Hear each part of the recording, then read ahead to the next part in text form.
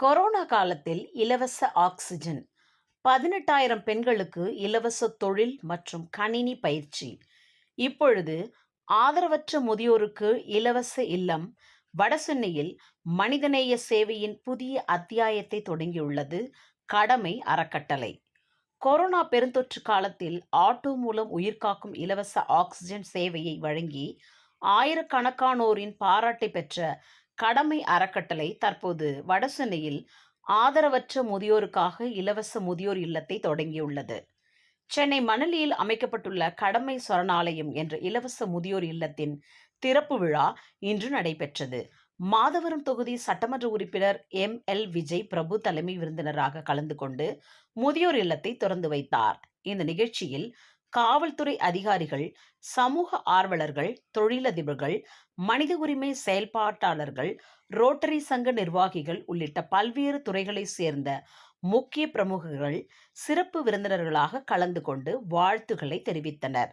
Corona முதல் மற்றும் இரண்டாவது அலையின் போது ஆட்டோவில் இலவச ஆக்சிஜன் சிலிண்டர்களை கொண்டு சென்று ஏராளமான நோயாளிகளுக்கு உயிர்காக்கும் சேவையை வழங்கிய கடமை அறக்கட்டளை அதனைத் தொடர்ந்து பெண்களின் பொருளாதார முன்னேற்றத்திற்காக இலவச தொழில் முனைவோர் மற்றும் கணினி பயிற்சிகளை வழங்கி இதுவரை 18,000க்கும் மேற்பட்ட மாணவிகள் பயன்பெற வழிவகுத்துள்ளது. அந்த மனிதநேய பயணத்தின் அடுத்த கட்டமாக ஆதரவற்ற மற்றும் பராமரிப்பற்ற முதியவர்கள் பாதுகாப்பாக தங்கும் வகையில் வடசென்னையில் முழுமையாக இலவச முதியோர் இல்லத்தை அமைத்துள்ளது.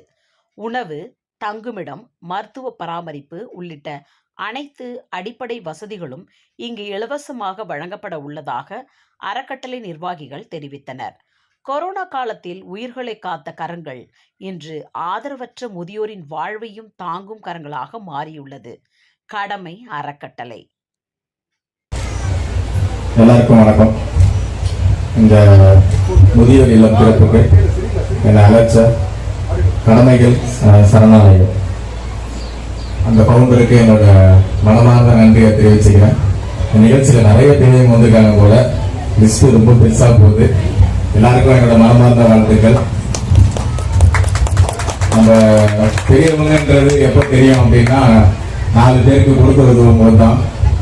அந்த மாதிரி 4 பேருக்கு கொடுத்து உதவுற நிஜமாவே வாழ்க்கையில பெரியவங்களா இருக்கவங்க எல்லாருக்குமே என்னோட மனமார்ந்த நன்றிகள்.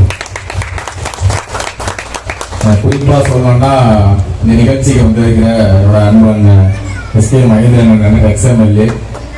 நான் சின்ன வயசுல இருந்து அவரை பார்த்து வந்திருக்கேன். ஆரம்பத்தில் கம்யூனிஸ்டவாதியாக இருக்கும்போது அண்ணன் நிறைய டிராவல் பண்ணிருக்கேன். அண்ணனை இந்த இடத்துல பார்த்தது ரொம்ப சந்தோஷம். கிட்டத்தட்ட 2 வாட்டி ஜெயிச்சிருக்காரு. கரெக்டான ரொம்ப சந்தோஷம் இந்த இடத்துல அவர் பார்த்தது. அண்ணன் பேசணும்னு சொன்னாரு, வடக்கு வாழ்கிறதா, வடக்கு தெரிகிறது, தெற்கு வாழ்கிறதுன்னு சொல்லிட்டு கண்டிப்பா எல்லாருமே நல்லா வாழ்வாங்க. இந்த மாதாவரம் தொகுதியில தேவைப்படுற விஷயங்கள் நிறைய இருக்கு. கொடுக்க வேண்டிய ஆள்கள் குறைவா இருக்கு. கொடுக்க வேண்டிய ஆள்கள் நம்ம எல்லாம் சேர்ந்தோம் அப்படின்னா தேவைப்படுறவங்களுக்கு தேவையான விஷயத்தை சரியான நேரத்துல கொடுக்கலாம்.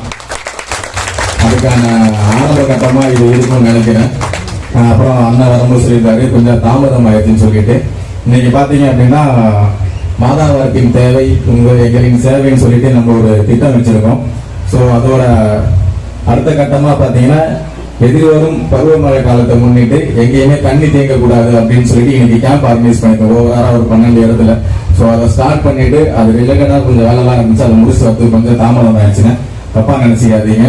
ஸோ ஏற்கனவே சொன்ன மாதிரி நிறைய கொடுக்குறவங்க தேவைப்படுது. உங்களால முடிஞ்ச வரைக்கும் இல்லாதவங்களுக்கு கொடுத்து உதவுங்க. கண்டிப்பா இல்லாம என்ற ஒரு நிலை உருவாகட்டும். நன்றி நன்றி நன்றி.